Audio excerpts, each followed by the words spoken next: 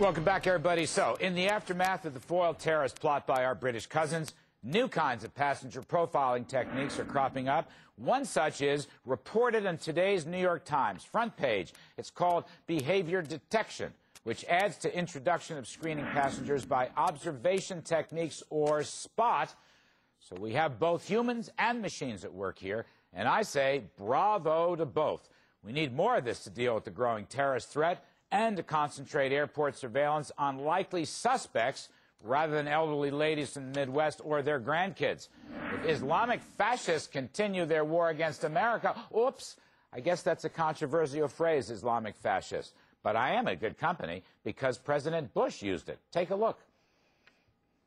This nation is at war with Islamic fascists who will use any means to destroy those of us who love freedom, to hurt our nation.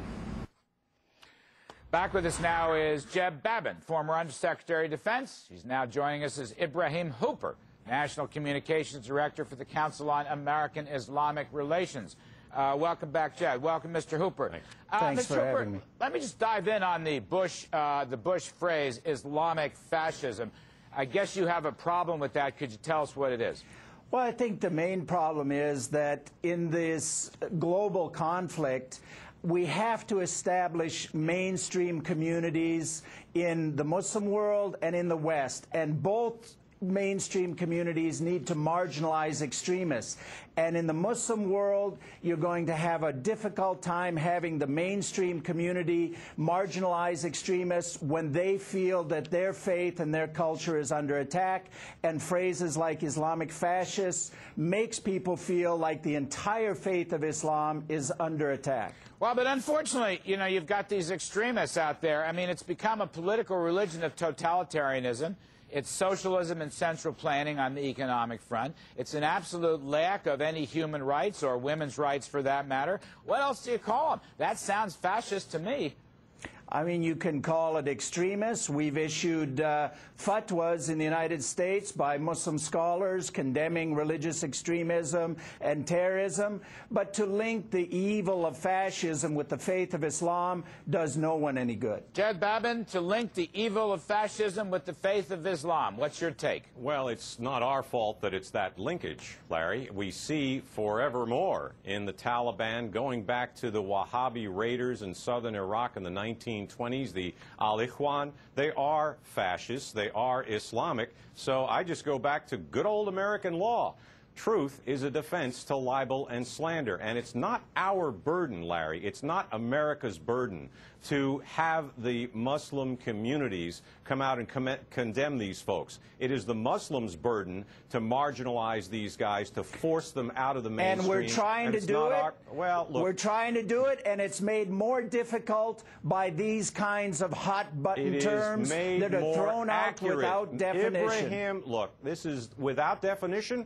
History defines it, sir. Look at the textbooks. Look at history. These people are fascists. I have a degree in history, by the way. Well, apparently you didn't study very hard. The point of the matter is... that's really nice. Mr. Hooper, let me ask you this. That's incredible. Jed referred a moment ago to the issue of Wahhabism. Let me ask you, here in the United States, you've got these imams who were teaching in mosques and Wahhabi schools. Many of these imams, not all, but many of the schools? What's a Wahhabi school? Wahhabi schools are located in Virginia and around the country. They are teaching this kind of radical Islamism. You know that no Muslim on the face of the earth calls himself a Wahhabi? Well, I don't care. They teach the Wahhabi, pure jihadist Islam that has been hijacked by a lot of these, excuse the phrase, Islamo-fascists. What I want to ask you, however, is why should the United States allow imams to preach in mosques or teach in these schools the destruction of America? Why shouldn't we deport them immediately? We know who they are. Why shouldn't we deport them immediately? Well, that's my question. If you know who they are, I assume that means you've been in a lot of mosques in America. I've been in a lot of mosques in America. I've never heard that. It's not something that's I know of in the Muslim community. It's put out and bandied about by anti-Muslim bigots constantly.